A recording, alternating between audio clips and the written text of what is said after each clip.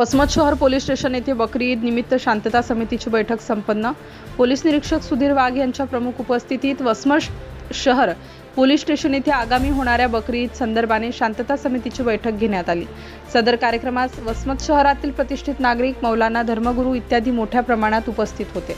आगामी होणारी बकरी ईद संदर्भाने शहरात स्वच्छता ठेवण्यासाठी उपाययोजना करण्यात येऊन नागरिकांनी सुद्धा प्रशासनास सहकार्य करण्याचे आवाहन प्रशासनातर्फे करण्यात आले। तसेच विद्युत व्यवस्था, वाहतूक वळविणे याबाबत सुद्धा योग्य कार्यवाही करण्यात येणार असल्याचे सांगितले।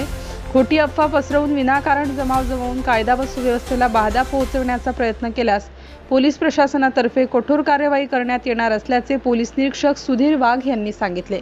तसेच नियमांचे पालन करून शांततेत बकरी ईद सण साजरा करण्याबाबत प्रशासनातर्फे आवाहन करण्यात येत आहे। दिनांक 7/6/2025 रोजी मुस्लिम बांधवांसाठीचा महत्त्वाचा बकरी ईद हा सण आहे। त्या अनुषंगाने आज पोलीस स्टेशनला सर्व धर्मीय आणि शांतता कमिटीची आज बैठक घेण्यात आली। बैठकीमध्ये ज्या काही त्यांच्या अडीअडचणी आहेत त्या समजून घेतल्या गेल्या। संबंधित विभागाला त्यावर पत्रावर ऑर्डर करण्यात आलेला आहे। तरी आम्ही त्यांच्या ज्या काही अडचणी आहेत त्या परत संबंधित विभागाशी आम्ही समन्वय ठेवून त्या कशा कमी करता येईल या दृष्टीने प्रयत्न करत आहोत। दुसरा विषय एक आहे की गोवंश जनावरांची कत्तल या बकरी ईदमध्ये होणार नाही असं सर्व आज मुस्लिम समाजाच्या वतीनं सांगण्यात आलेलं आहे।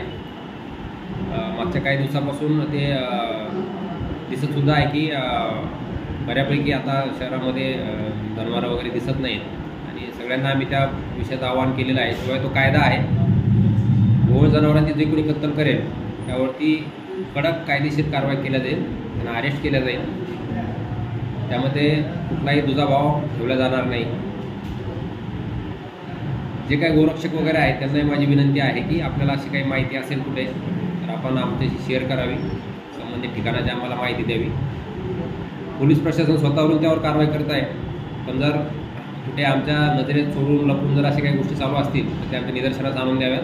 आम्ही त्यावरती 100% जी काय कायद्याने प्रस्तावित कडक कारवाई आहे ती आम्ही त्यावरती करणार। त्यामध्ये कुठलाही दुजाभाव होणार नाही आणि या ईद दरम्यान कुठलाही सोशल मीडिया असेल किंवा इतर मौखिक असेल किंवा प्रिंट मीडिया असेल, कुठल्याही अफवा वगैरे असतील तर त्याच्या अगोदर खात्री करून घ्यावी, कुठल्याही अफवावर विश्वास ठेवू नये आणि पसरलेल्या अफवेमधून कुठलाही कायदा व सुव्यवस्था निर्माण होणार नाही यासाठी सर्वांनी खबरदारी घ्यावी।